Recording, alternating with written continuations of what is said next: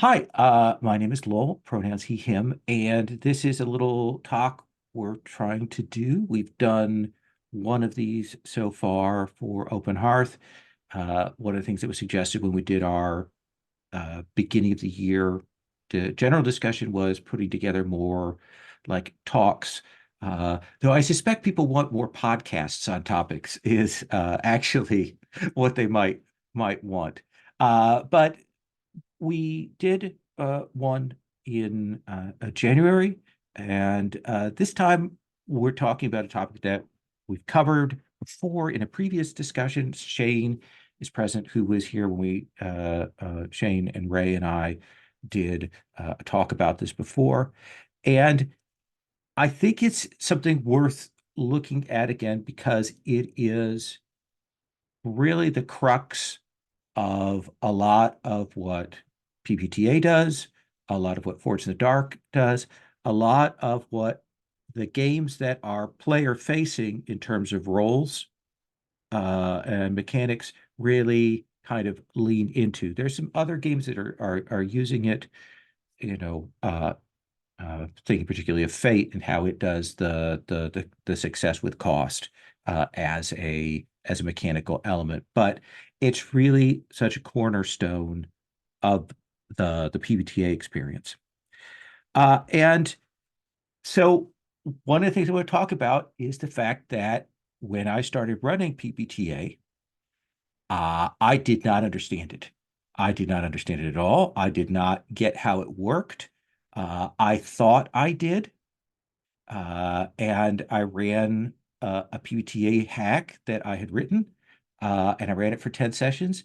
And Rich was kind enough not to strangle me throughout because I didn't understand exactly when a hard move came up, when a soft move came up, when a GM reaction came up, like what I needed to be giving the players, what I needed to be handing them. And my vision of cost really tended to be incredibly mechanical. Harm, situational setbacks, very tight mechanical in the moment options there. And that's partly because I didn't understand the scope of player moves. I didn't understand then the scope of GM moves. And it wasn't until after that, after I'd also run a disastrous session of Legacy First Edition, Life Among the Ruins, which was not the first game I should have run on the Gauntlet, and yet I did. And it was super complicated. But there was an essay that was floating around back in the days of G Plus with someone talking about how they had issues running Dungeon World, and somebody going through and saying, after they had described their style, they're like, that's not how Dungeon World works. When you roll and the GM doesn't move, that's when they do it. Those moves come as a result of a player move, or if everybody at the table is kind of sitting there and waiting. And then otherwise, the GM is not, you know, intruding, forcing things on you, that the game is about those roles and reactions and the GM shepherding along. And it wasn't until that I finally understood kind of what was going on. And it took me a while. So that was a really important turning point for me. Uh, I will say that uh, for me, if I have any strength nowadays as a GM in giving hard moves and soft moves, it's because of my unwanted thought syndrome. Uh, I am I am one of those people who, when I see something that is dangerous, immediately I'm envisioning how I'm going to hurt myself with it. I see a garbage disposal and I immediately envision that. I picture dropping the knife. I'm walking downstairs with scissors and I've already envisioned myself slipping and falling. This is a constant paranoid thing that I thought everybody did, but apparently there's some people for whom that is a less vital part of their mental imaginary landscape.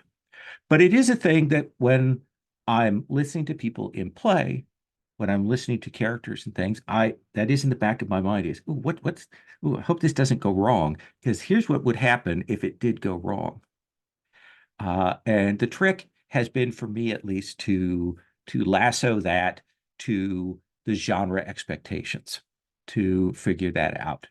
I think one of the things with PbtA that gets focused on are the basic moves and the playbook moves. Like those are the engines people can talk about, can show that, and those are the sexy parts that the players see. But there are the descriptions of the GM moves that are in the different books that I think are really one of the places where the game designer can show us what they envision happening, what they envision going on. There's the principles, and I know Rich had a whole episode on Plus One Forward just talking about the GM principles for PbtA. But I do think the hard move listings are really important. Like one of my favorite games is Blackout, that is about civil defense in Blitz era, and it has very standard hard moves, but it's got a couple that are really interesting. Uh, One is to use their gender against them because you're playing women in this situation as civil defense workers. It's a little bit like how we see in Night Witches, the explicit idea that is a topic, that is a genre element that we are going to be leaning into it. And mind you, safety tools may offset that, but it's the way that's phrased is really important to me. There's another one in here, show the situation deteriorate around them.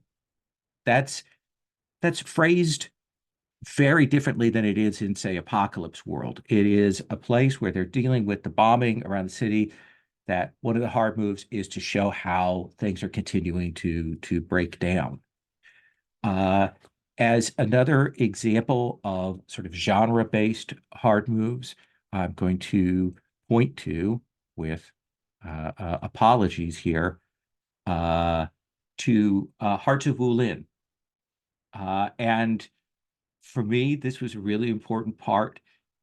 What what the Hearts of Wulin idea for hard moves are is a list of genre tropes. It is about one of the hard moves is having someone confess to them. Another one is having an ally accidentally betray them.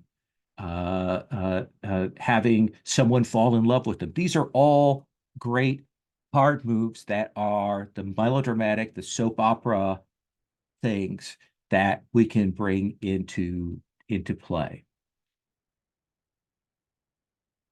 And the last thing I want to say before I kind of start asking some questions is the lesson that I had to learn, that actually Rich kind of taught me over time as I played with him, is the fact that hard moves, those kinds of reactions there, happen in the moment, like person makes a roll and there's a hard move, but it doesn't necessarily happen in that moment.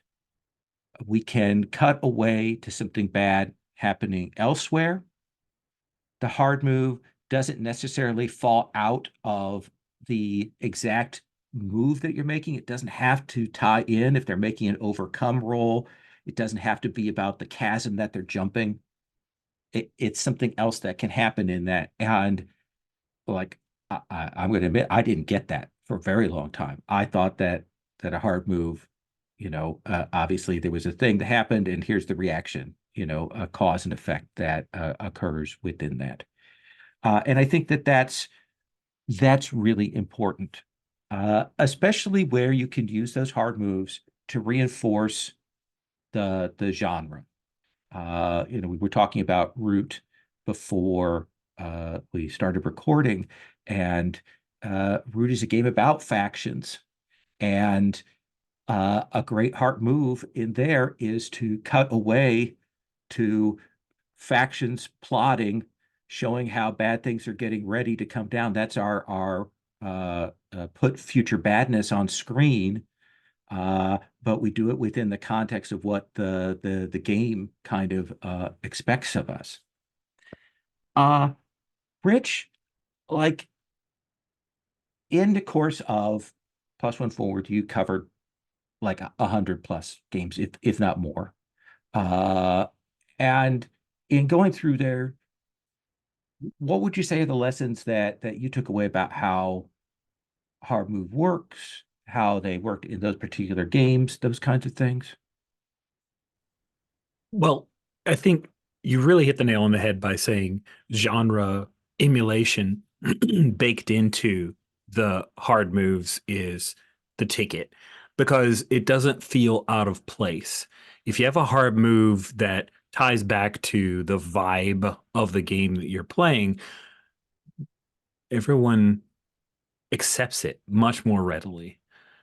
So the best hard moves or moves that I've seen for a GM really do reflect the crisis moments and the worst possible reactions in a supers game for masks, in a teenage supernatural drama in Monster Hearts, like, and in a dungeon for Dungeon World. These games really know their genre, and the best PbtA games, the MC moves just fold right back into. And the best part about that is they're very, very flexible because if you have this move that is out of tune with the rest of the symphony that is that genre, it's always going to be discordant every time you bring it in. You know, if you've got a an action oriented game, but there's a hard move about someone calling a dead on you, it can be very challenging to bring that in. And as a MC, one of the things I like to do is look at the hard moves list as a menu. And I'm that foodie that comes in and it's like, I haven't tried explode an untenable situation lately. I need to do that right now. How do I make that work? And because the hard moves are written well enough to be folded back into the fiction, it doesn't seem out of place. I think that's a good way to look at it. Anyone else have some think want to say thoughts, particular hard moves that you've dug or questions you have about that? Um, Throw that open here. I think what Rich was just saying about like seeing the list of MC moves or reactions as a menu is really useful for me. Like it's easy when I'm running a game, especially games that I'm more familiar with, to just rely on the same handful of moves over and over again. And that can be fine, but it's useful to like between sessions or in a break, actually look at the list of moves again, and go, oh, that's something that I could be doing. Like, you know, I I think trying to use the diverse list that's in front of you is really helpful. Uh, Ian? Yeah, well, I have a few questions. So if anybody has Sure. some statements to make, I would defer until they were. We are chatting, so hit us with the questions. Yeah, I think I have two questions. I think the first one that I have, let me make sure I have these both written down so I can have a pin stuck in this for later. Sure. First question that I have is I'll put this in kind of a concrete example. Presently, I'm running a game of Scum and Villainy for a group of players who I think mostly have trad gaming experience. Obviously, there's some differences between a game like Scum and Villainy and the more kind of, uh, I guess you could call it orthodox PbtA stuff that we've been discussing so far. But I think that there's some similar. Hmm. Uh, the GM at the very least is in a similarly reactive sort of role, right? The the premise, I think, is that the players are doing stuff and the GM is like receiving those actions and responding in some way. And I think sometimes I run into an assumption by the players based on this kind of past of trad gaming that when I use a complication on a 1 to 3 or even a mixed success to foreshadow something happening, or as you said, to kind of cut away to one of their rival factions plotting or scheming or something, the assumption that they seem to have is, well, you were always planning on that anyway. That's what you were angling for from the beginning. Um, and I guess this is a much larger question about like how to kind of um induce that kind of shift in stance from I am here and I'm waiting for the GM to kind of like give me impetus to act versus I'm here, I'm an actor with agency in this situation. I'm going to do what I want and damn the torpedoes, so to speak. So maybe that's like a larger question than we really have to get into here, but I think for me it's like, do you have any maybe guidance or best practices as far as like um yeah, like selling that this is a result of that role that just happened, and not something that was always waiting in the wings, so to speak. That's a really interesting question. And I think it goes back, like there's a whole Forge theory about illusionism and all of those weird presentation things. Um, is your desire for them not to feel that way? Is it so that they understand what you're doing? Or is it that you find that because they perceive that you already had this plan that they feel like they're boxed in? Like what do you think is the Rich? I see you I was leaning just going to say, forward. maybe Ian, maybe it's okay if they think you're a genius. I was going to say something similar, actually. A lot of GMs strive to make it look like they've planned everything. It kind of makes you shine, I think. But I can also see it from the other perspective where they may feel like it was always going to happen. You were driving us towards this, and they feel railroaded. So, but I mean, from my point of view, I just come out and tell my players, I just say, look, this is how it works. I haven't done any particular prep for this, and what comes up in the course of the session is due to your actions, due to your roles, and whatever moves come out of it are maybe appropriate to you at the time, I guess. Well, to sort of further this idea of a hard move as a kind of storytelling tool, or a way to emphasize certain genre tropes. There are some games in this family. I'm thinking specifically of Burning Hearts Forever, Mhm. which have a degree of like I would, they certainly have a kind of like emotional uh atmosphere that that is consistent across the many genres that are possible within that game. But I think that the genre tropes from um F1 racers to JoJo protagonists, like there's maybe some crossover there. So my follow-up question is, for a game like that uh either can offer different genre settings, or that has maybe a particularly iconoclastic setting that doesn't have a lot of like immediately recognizable cultural references. What would your approach to something like that be? In terms of designing or in terms of running, what do you mean there? Well, let's say for example we had a game that was based on hard boiled, or like Hong Kong action movies, Mhm. the reach for a hard move within that genre milieu, I think for fans of that genre is going to be immediately legible Mhm. to the point where there might be a list of moves in the game. But for a game that has like a couple of different expressions of genre, like the game that, like Burning Hearts Forever, there might not be something that's just immediately obvious as far as like, Yeah. You mentioned JoJo there, and I know of JoJo. I've seen pictures, but I couldn't tell you what the genre elements are of JoJo.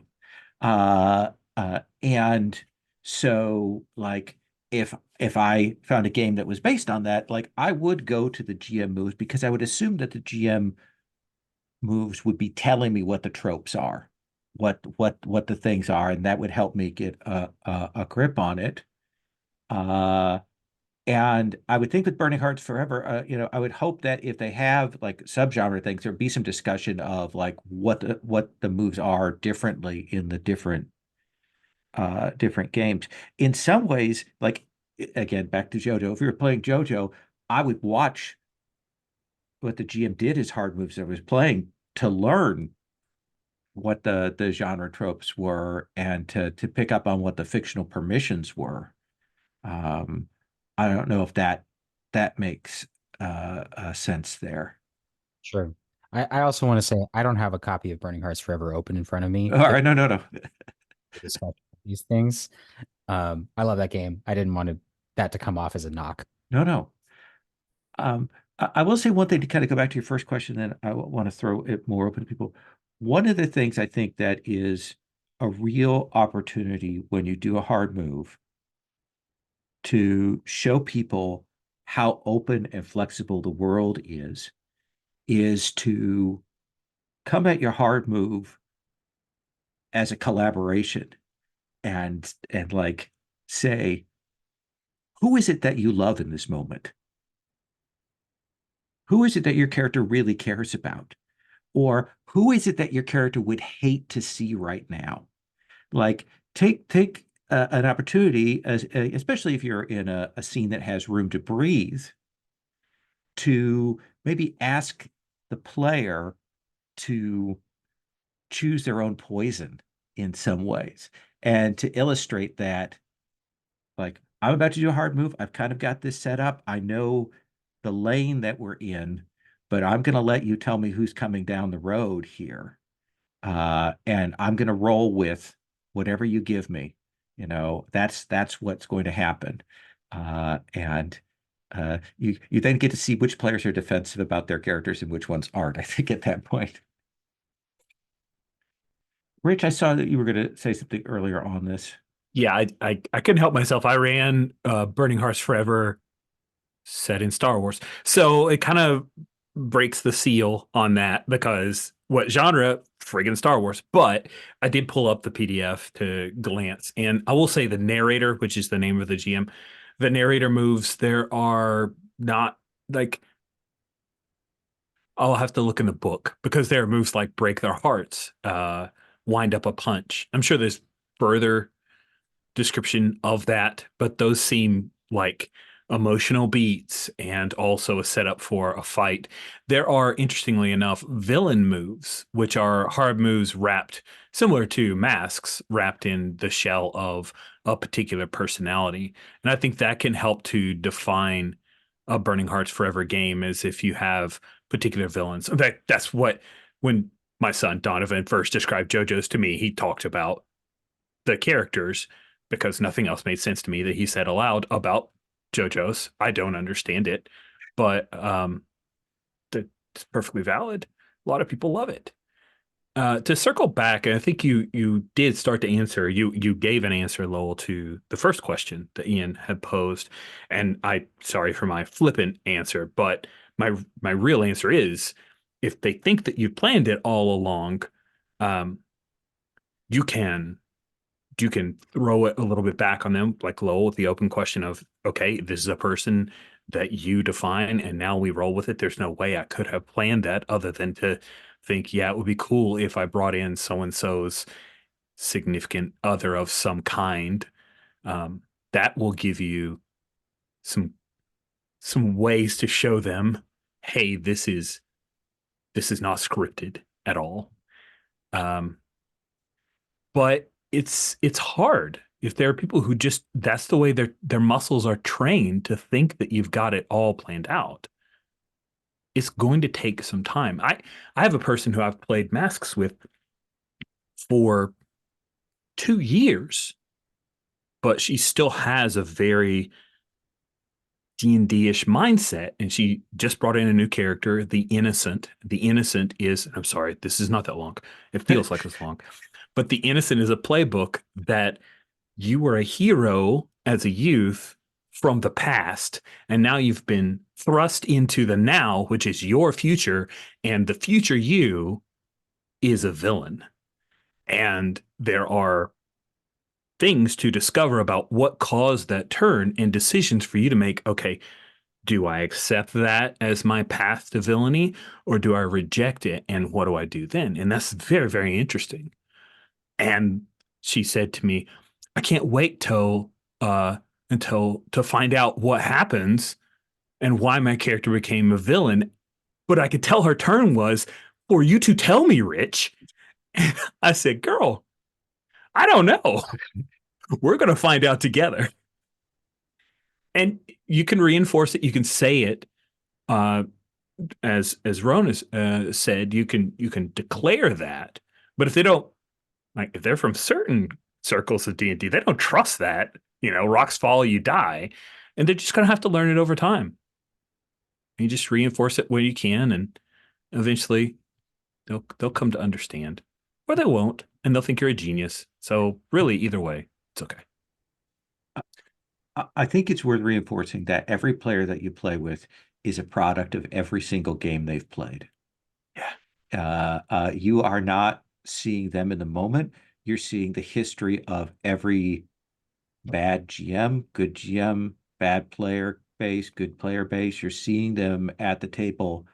And, if a player isn't trusting you, it's because they've gotten burnt before that, or that's how they run. If they're also a GM. And I think that's really interesting.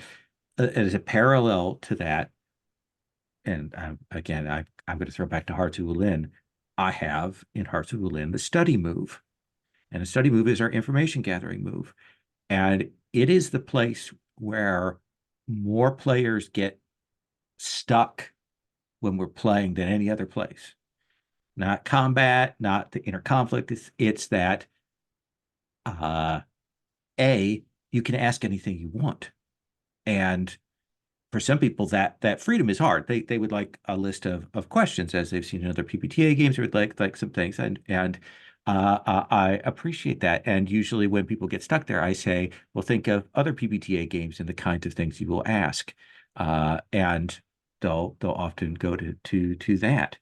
But the other thing is that with the study move, you can spend the hold that you have to not ask a question, but to make a declaration and to say what you think has happened.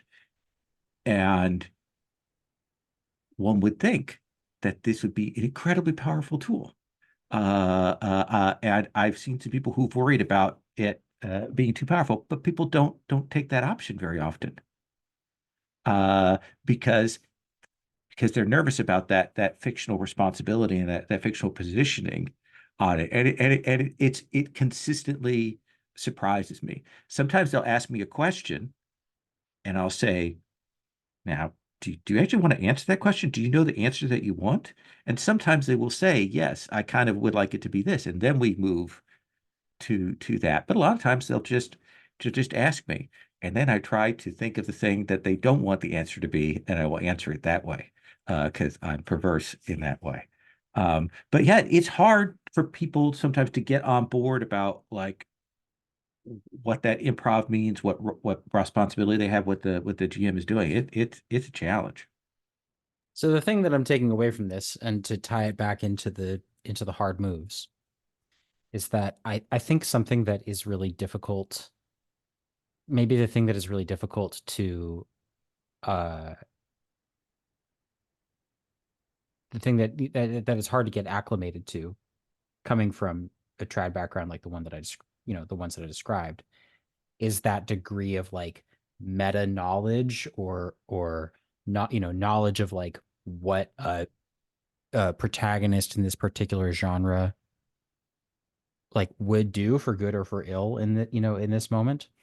Um, and it seems like the thing that I'm taking away from this is to make these hard moves hit is just to lean even further into the idea of the meta knowledge, where you were saying before, what would be the worst outcome here? Yeah. I think that, and not just the genre knowledge there. I think that the other part of that is to know their characters. Remember what their characters' connections and entanglements and even moves are. Just a little bit, so that when you do the hard move, you can reincorporate facts that they've put out there, characters that they've established, things and beats that they've already put out there.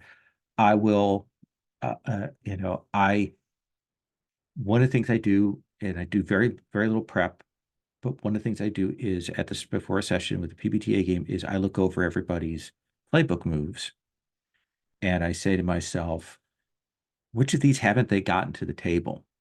Which of these haven't they had the opportunity to play out? And I try to mentally make a note for myself. Is there a way, if they give me a hard move, I get that in my hands, tasty, delicious, falls on my plate. Is there a way that I can do that in a way that points back to the hard moves, gives them opportunity to use their hard moves? There are some hard moves in Hearts of Woodland that are more contingent than others, and those are the kinds of moves that you want to look for, ones that require a particular kind of trigger, and you want to look at how to give it. Like, for example, one of the moves is that you can call in a set of agents. There's one of the playbooks that has that, or to help you out, and that's a good opportunity if the person has that and they have been able to do that, to put them in a place where they need to have somebody come and rescue them, or pop out from the crowd and cause a distraction, things like that. So that's another sort of level. We're looking at the genre and we're looking at the characters as they're built themselves.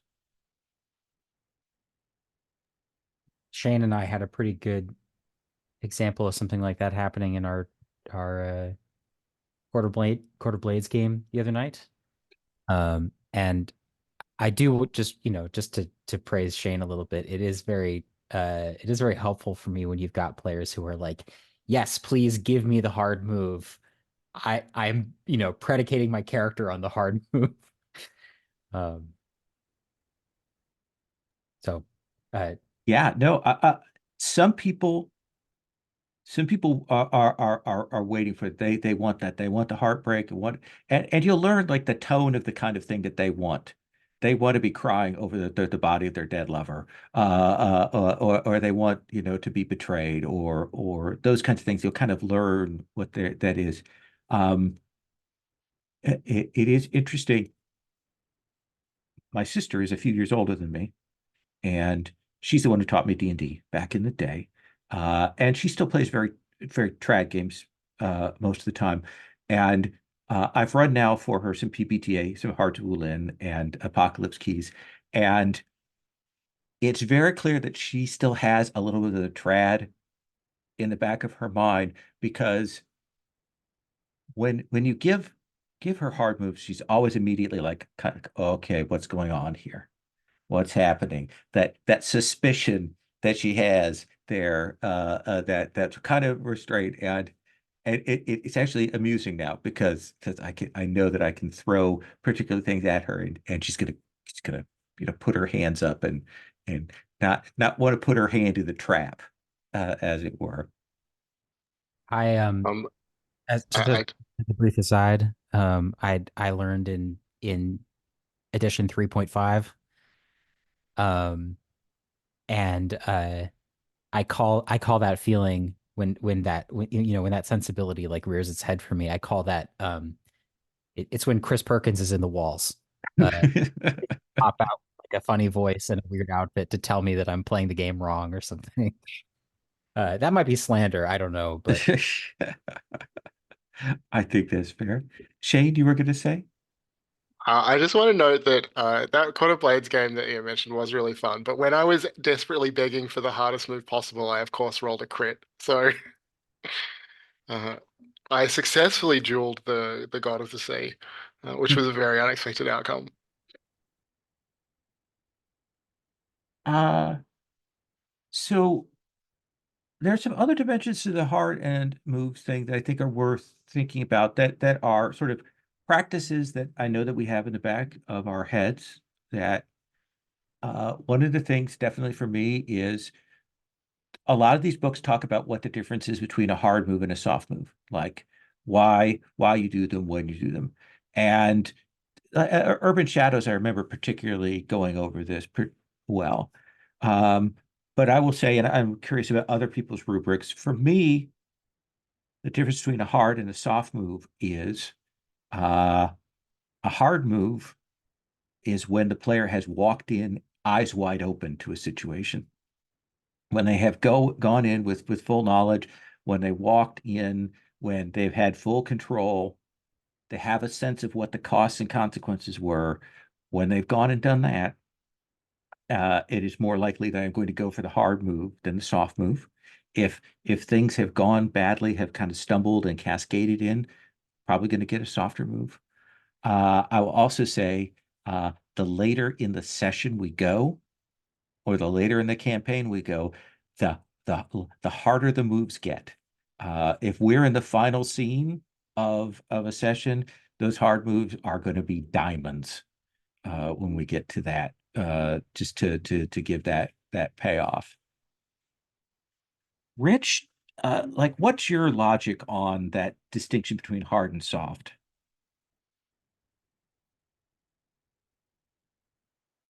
Well, first I'll just tie. I was looking through like you other games. Bytemarks actually has defined soft moves and hard moves, which I think is really interesting and unique. I haven't seen it anywhere else. I've seen talk of soft and hard, but never defined in the codex for the MC. Here are soft moves. Soft moves are offer an opportunity without a cost, foreshadow a threat, highlight a threat or an untenable situation. Those inform you of the bad thing, so later, when you're hit by the bad thing, you don't come crying to me. Also, the best part of doing the hard move first, if that's where you choose to go, is they rolled the dice. It's not your fault. You're the one who rolled the 5. I mean, I have to. It's my job. Do you want dereliction of duty? I have to do the hard move. It can be as hard as I want. Um, I'm meandering, but I want to circle back to the thing you said earlier on about the perpendicular style hard move, meaning I'm trying to jump across a chasm. I fail to do it. As the MC, I do a hard move of, yeah, you make it to the other side where there is a monster, or you make it to the other side and your buddy, the henchman who's right behind you, falls and does the Wilhelm scream. Um, those perpendicular moves, it's a little brain breaking because of the terminology, which the terminology of rolling a 6- for especially the early PbtA games is called a miss. And you think, we all got the baggage. We are the products of all the games played before. We think when you roll bad and it's a miss, then a bad thing has happened as a result of me trying to do the thing.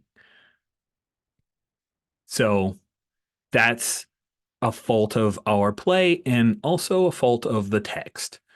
But once I started using perpendicular hard moves, it was very freeing because it allows you to think beyond the moment to moment. And there are some masters of those perpendicular, like Sarah Doombringer is amazing at the hard move that is just, well, to tie back to Ian, she had to have been thinking about that. It was just too creative. No one can come up with that on the spot. but Sarah can consistently. So perpendicular moves are great, great, great. But differentiation between soft move, hard move, I feel like every move can be soft or hard. They all need a reaction. They all need to live in the moment, whether it's a reaction to what you are trying to achieve, a setup of a new threat, a tilt to the scene. The soft move is giving somebody a chance to look for help, get nervous about it. A hard move is just a thing that you roll with. So it's how hard do you want to make this threat? You do have, like, I didn't think about this coming into today's session, but you do have in the moment that decision. You've got the menu, you've got how hard do I want to come back at them? How much time do we have? How many times have they failed before? Like, I have done hard moves because I've seen, 2 6s in a row. Okay, the dice are telling us that this must be terrible. And if I don't go hard, then everyone feels like the pressure's off. And maybe I want to do that because we're early in the session, just like you talked about, Lowell. But often if the dice are telling me, yeah, these guys, this is a FUPAR, this is so bad, it has to be bad. That's where I go. I'll go straight hard. I mean, and again, like if you've had 2 6s, you've probably gotten a soft move before that hard move comes. But if yeah, it's like that person failed, they're trying to help, they fail, or this person fails and they try to help them and they fail, then that's a whammy. That's got to be hard.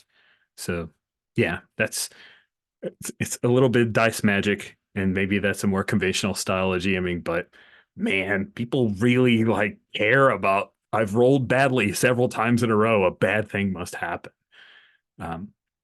But the other piece is I only let, like, if a bad thing happens, when I do a hard move, it is important to make sure that it does not result in a death spiral where it becomes hard move after hard move after hard move.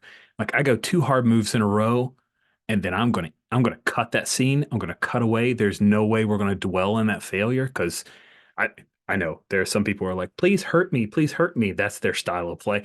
That's not how I MC. So I can only like punch twice, and then I've got to cut away or completely like fade to black, and you wake up in a dire situation, but it's not continuing to fail at this thing that you're trying to achieve. Does that help to describe my variation on soft and hard? Absolutely. Other folks' thoughts on that? I have another question, but I have it written down, and Okay. I'm curious about what Ronan and Clint have to say, or Shane. I've talked quite a lot in this call already. That's okay. I was just going to say that I really like the principle of failing forward, and that it is a bit of a struggle, particularly for those of us who grew up playing more tried games, and that where failure is just that. It's just failure. You feel bad because you rolled bad, and your character is going to suffer for it. They're going to lose some hit points, or they're going to die or something, So the idea of failing forward and using these hard moves and the consequences from them to push the story forward is something I think that really needs to be embraced, and it can be difficult, I think, for people to do that. So I still struggle with it, to be honest, in many situations, but it always brings the most incredible moments for characters and for the plot itself of most games. And yeah, that's pretty much all I had to say on that. Clint? I was gonna bounce off what Rich was talking about multiple failures, and I generally don't make hard moves unless I actually just tell them straight up what will happen if they fail. Because I don't want to like have to think of it right at that moment. It's part of my process to like actually make it compelling and be like, okay, if you do this, you're gonna take whatever damage, or this will happen. Do you want to do it? Which kind of goes against some of the rules in some games, but I'm just like, this is what This is how I want to roll it. And then they can at least like be part of that negotiation, kind of like what Blades does, where you can kind of balance position effect, but I don't really do many force games. But kind of letting them buy into it, and then they roll with full knowledge of what that hard move will result in. Yeah, there's the admonition not to speak the name of a move that used to be in a lot of early PbtA that I'm glad we don't see people talking about as much. It isn't as big a thing, because I do think it is worth doing some meta conversation. I will say the other thing for me with the death spiral is, I am watching people's reactions acutely. I think that's probably the most important thing is because there are some players that are very even-tempered about those kinds of things, and there are some players that I can see them getting more and more frustrated. And I think that the two and then cut away is a good solution to that. Get like the miss being success, but here's this other big thing you're going to have to deal with down the line, rather than I'm going to, because one of the challenges here, and again, at the base, we didn't talk about this, is a base principle for both hard moves, soft moves, for cost, for consequences, is you don't want to undercut things that they've already built. You don't want to undercut successes that they've already gained. You don't want to take those away immediately. You want to be careful about that. The problem shouldn't destroy what they've just built in that moment. I don't think it can cause threats to it. It can create problems for it, but you've got to be really careful about that.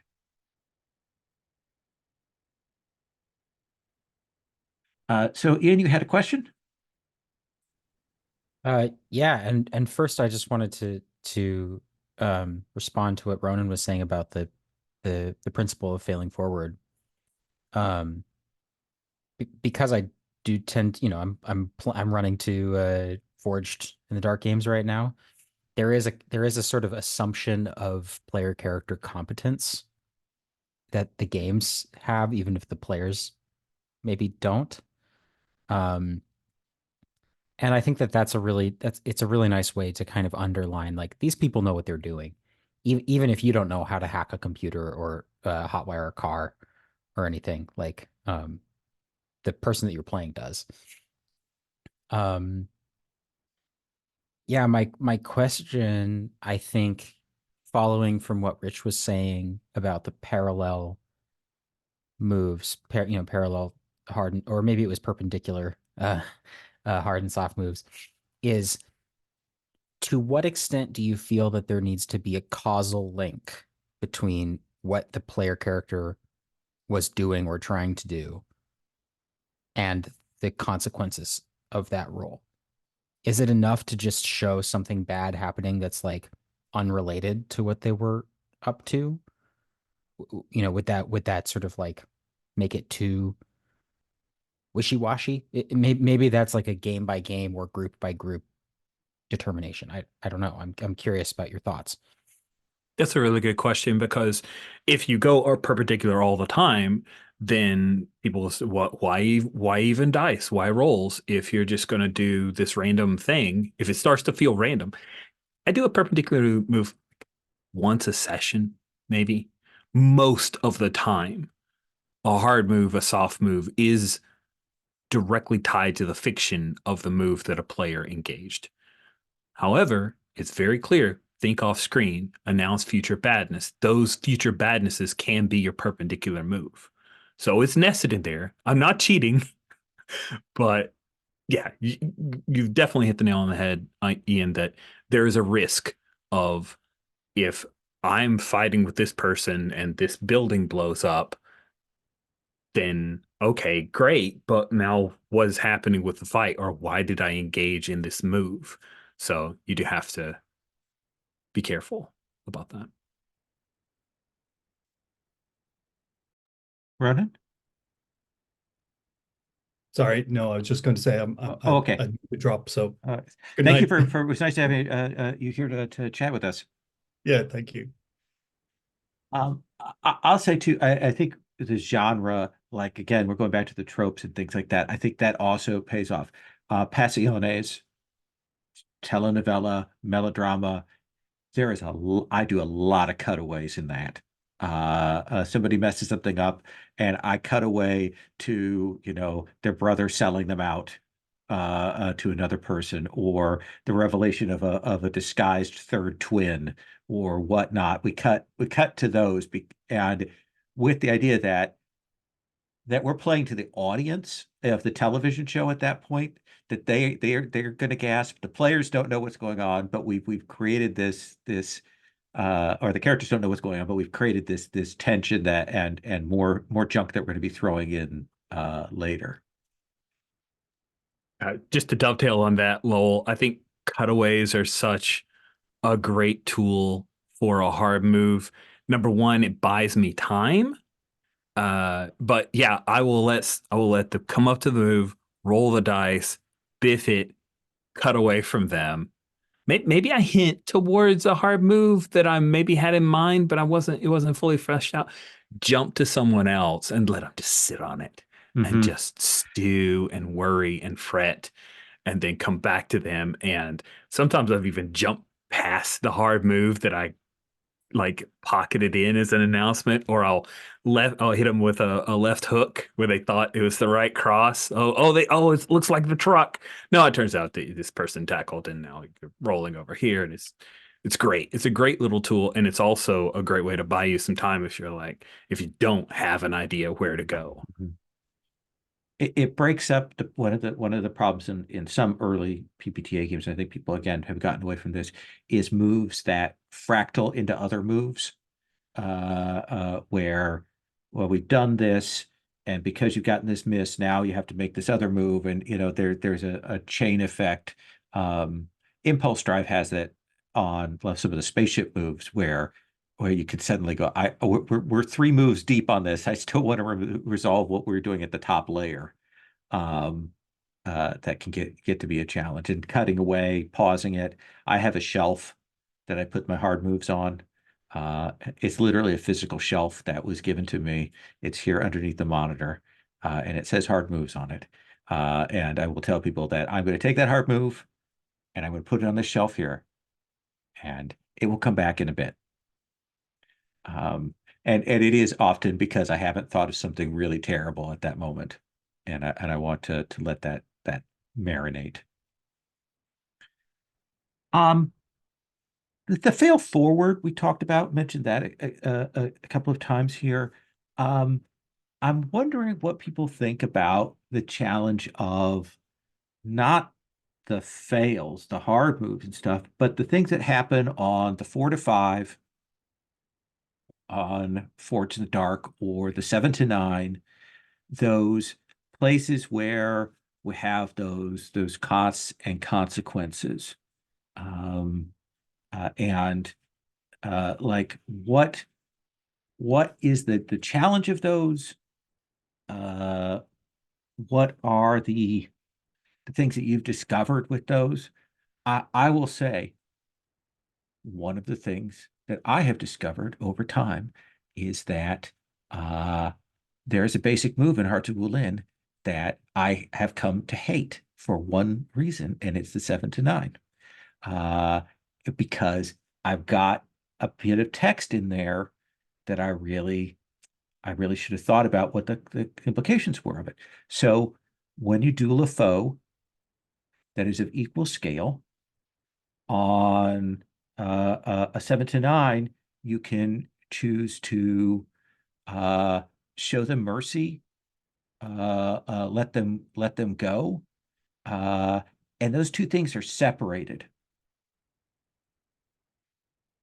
And showing a villain mercy as a cost is not that big a cost most of the time. Like, that's a heroic choice. But letting them get away, that's an actual cost. That's an actual choice. And my intent, I kind of in my mind conflated those things. And I need to get that out of there. I need to say, if you want it to be a cost, it has to be that you let them get away.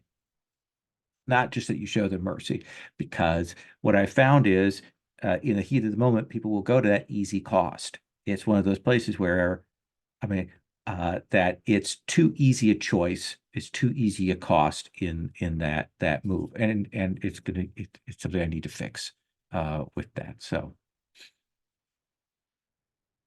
Rich, do you find that there are certain moves where the players go for X cost all the time? X cost all the time.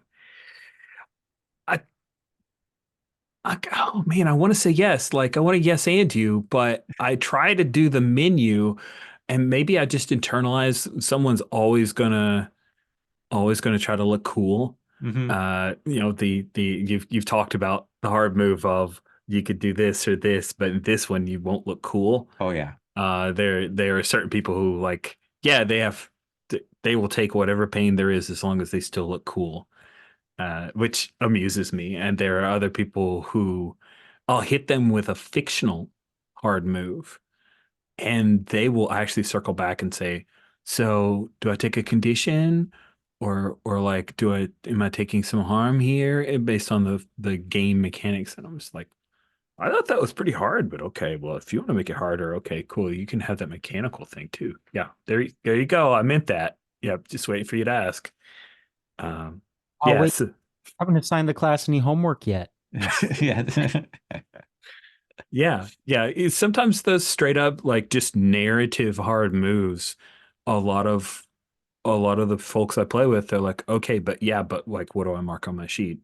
I need that, and I get that. We have mechanics that also drive the narrative. I'm not tossing aside that concern. I'm actually saying sometimes Rich gets so excited about the fiction that he forgets the underpinnings that can reinforce that fiction in future times and also reflect it in a way where you can look on the sheet or look on the character keeper and see, oh yeah, that condition when, that I got that condition because of so I took this harm right here because of that fictional event.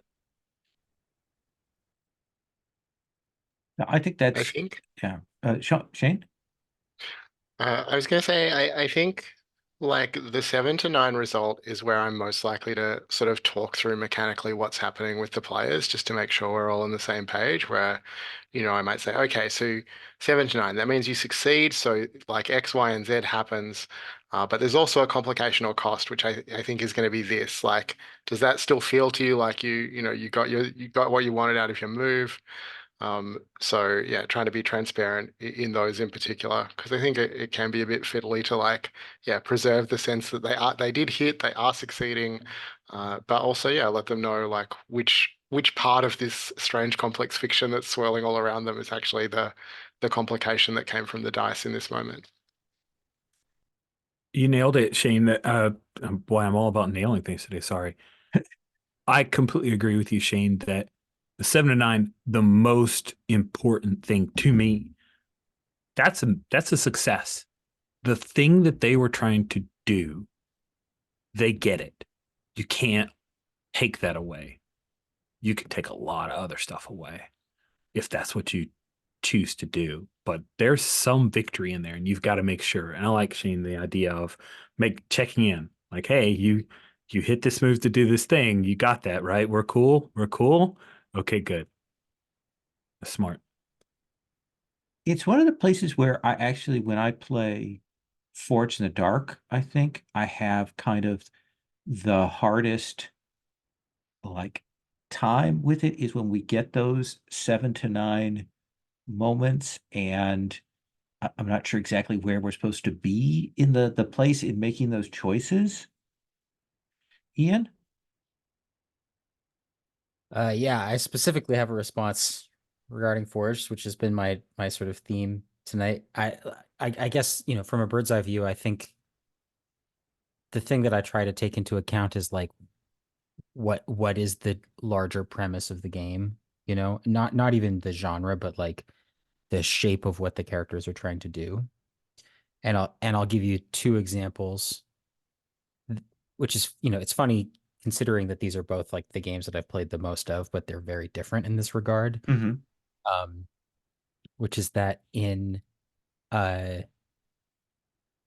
in Blades and Scum and Villainy and and other kinds of things that are heist games, even when the characters are doing well, the clock is still ticking down. Hmm.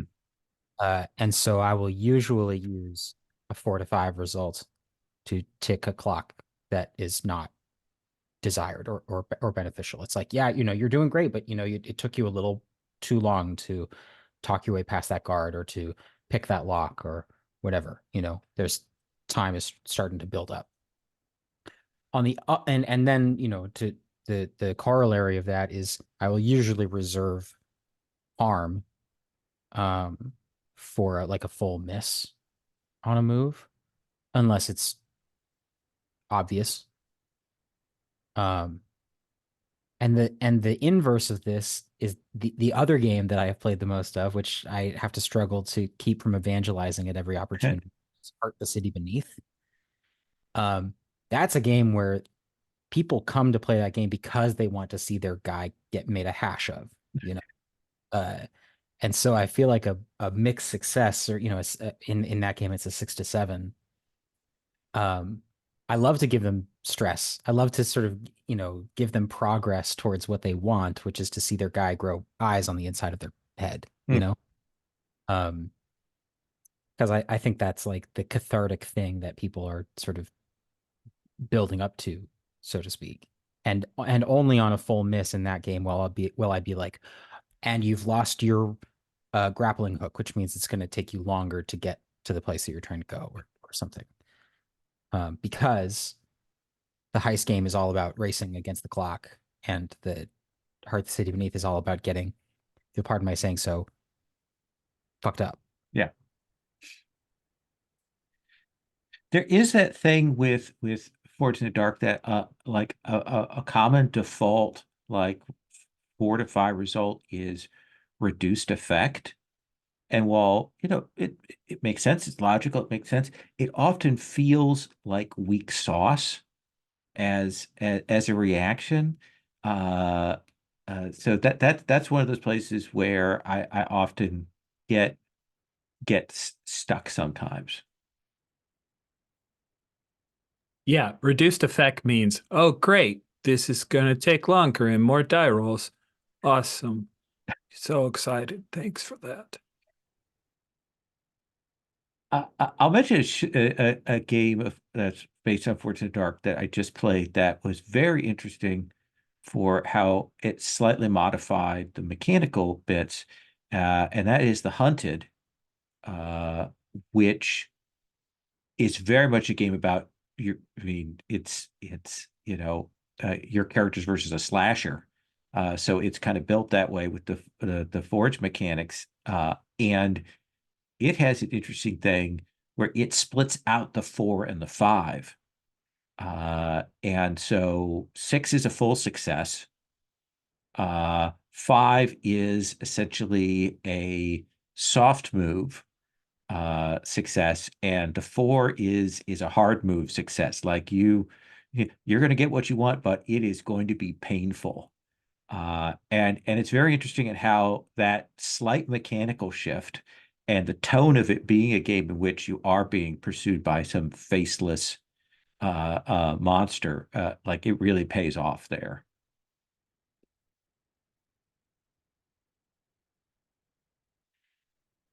Another interesting thing I'll mention that I think is worth us pointing at is where games put the choice for the 7 to 9 in the player's hand versus the GM's hand on that.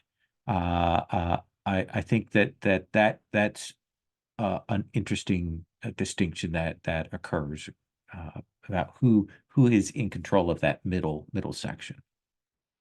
I really dislike this as a GM or MC. Even though when I run games, I often do like default to asking the players, like, what do you think happens? Like, what goes wrong? I do not like when the game formalizes putting that in the hands of the players. Mm-hmm. Oh, interesting. Possibly for control freak reasons, but I just don't care for it. That's interesting. I would have thought you would have said the opposite way. That's really, really interesting. And of course, early PbtA games sometimes they would forget to tell you who made those choices on that, and you'd be looking through the text and going, okay, who is actually making this decision? Rich, your opinion on that? I guess I'm contrary to Shane. I'm sorry. I love when the players have to choose because I don't know, it's a little bit of schadenfreude. You rolled the big success, and now you got to sit on like which of these things am I willing to give up to get the thing that I don't even know if I just I love it. It's so it can slow down the game. So I do try to keep in mind, okay, what's the pace of where we're at? Where are we at in the sessions, total time allotted? If you've got a person who will hem and haw, I will sometimes, hey, you know what? Let me cut away here so you can sit on that. Let me let you think about that. That one seems rough, right? And I'm gonna jump over here. And then boom, I just switch spotlights, and then they get to take all the time in the world, and I get to key and like look back, like, are you done sweating it? No, okay, all right, I'll kick back to you in a minute. But yeah, it's fun. Pronouns throw me off in game books and all books. So yeah, when it's like, I don't know who's supposed to be choosing the thing in the 7 to 9, I just want to pull my hair out. Like I've literally emailed the game designer to go, okay, I'm just a little confused. I'm sorry. I'm sure you've explained this on a podcast somewhere, but like when you say this, did you mean this or did you mean this? And I don't have the bully pulpit of +140 anymore, so they're probably gonna ignore me. I suppose it's really important then in that circumstance, like you're describing, Rich, for, as you called it, the menu to be especially carefully curated. Because if there is an option that is like the easy way out, there is a certain type of player that's going to take that every time. And maybe a slightly less common type of player who will take the opposite every time. I can't say I've run into very many of that second type of player in my own experiences. I have on occasion, and I think one of the things that though I have learned with that is if that's what they want out of the play, if that's what they enjoy, then that's cool. Like if they want to play defensively, if they are worried about their character in that way, and they do continually do that.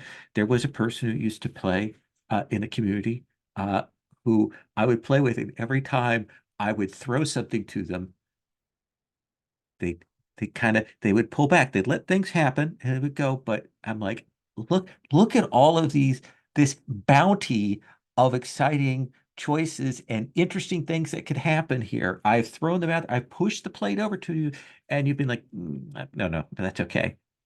And I have a hard time not taking that personally as a GM. Because look, I've been cooking all day. Surely you'll eat some of this. No, you can have that ding dong that you brought with you. Okay. But you do eat a bunch of crap down at the office. Much and- less than this metaphor, bring a dish to the potluck, right? Exactly. And I have had to learn that to myself, to go like, hey, that's just how some people play, and that's what they enjoy. And that is cool. If that's what you get out of the game, you know.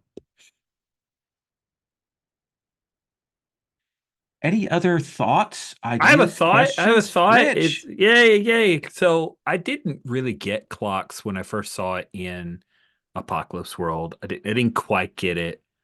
It wasn't until I stopped hating Blaze in the Dark and said, okay, maybe it's got some cool stuff in it, that That I was a started. very long time, by the way. I just want to tell you all, I was there for the years of Rich in the Wilderness. Dozens of sessions.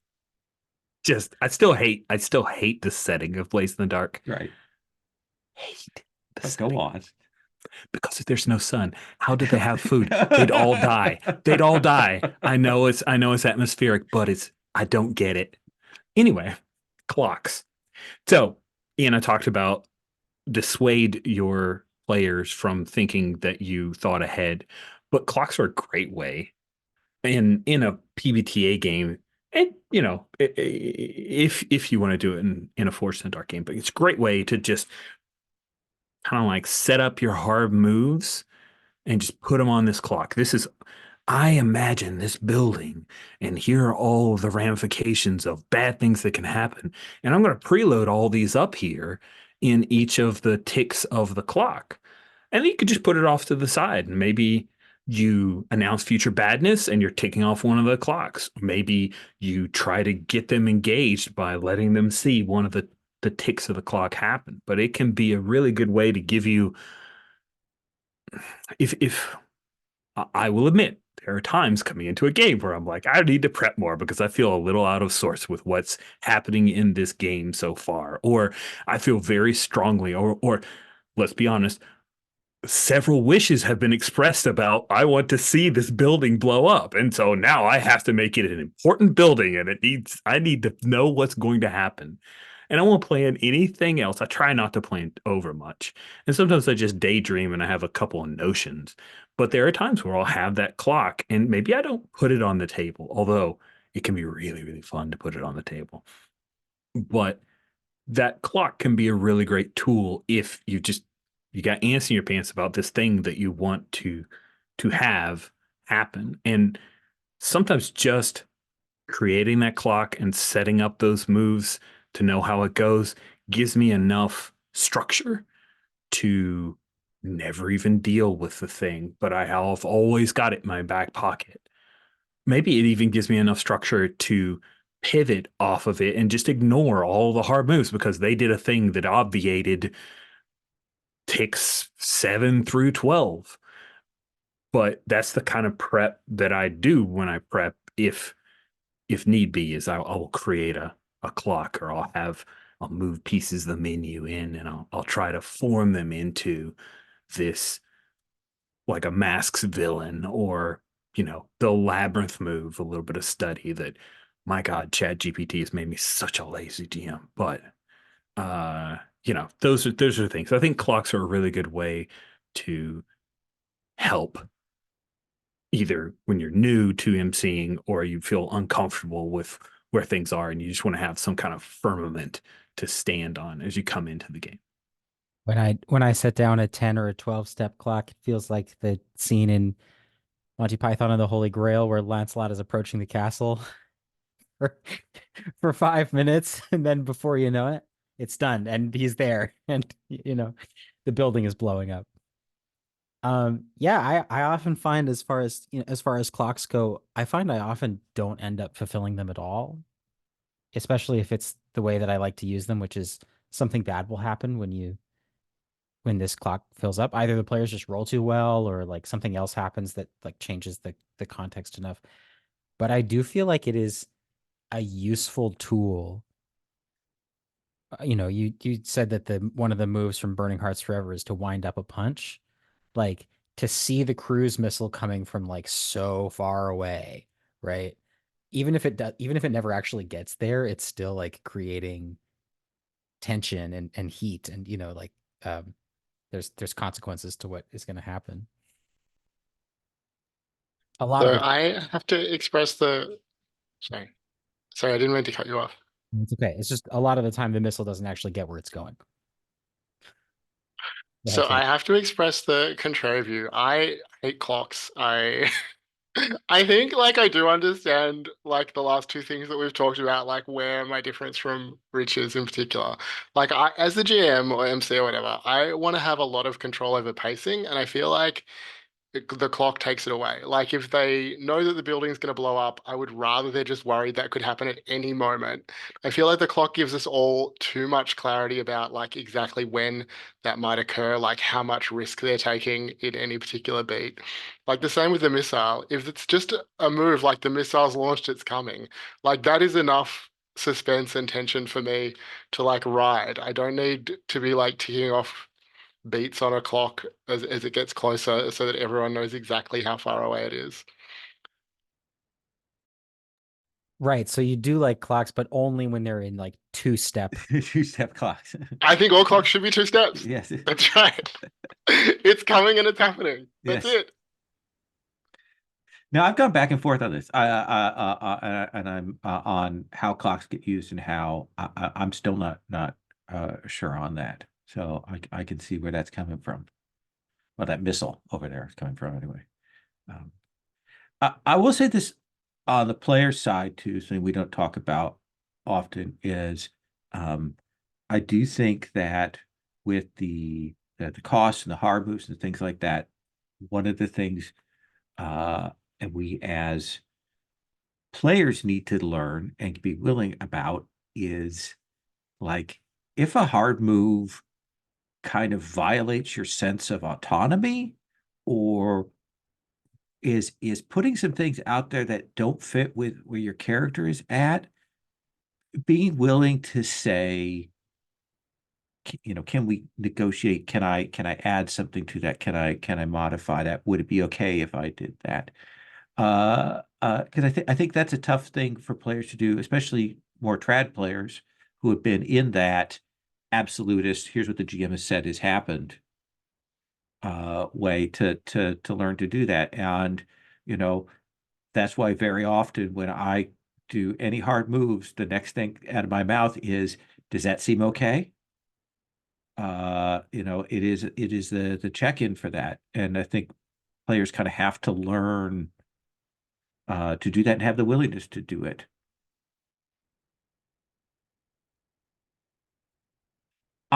Any other questions? Any other thoughts? Any other bits before we wrap here? I was just going to tack onto what you just said. Sometimes you give them a hard move. I'll even ask them what they think the hard move should be.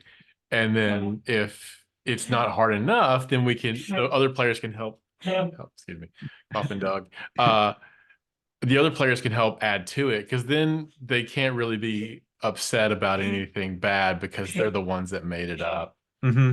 So yeah, I think that sharing collaborative work is just like that basis of asking people and let's talk about what it is and work it out together. If there's a sea change in GMing for me over the last 2 decades, it is that like as a major principle, because that's not what I did. If we go pre-2000, I don't even want to think about how I ran back No, then. pre-2000, who even cares? That's a whole century away. Century away.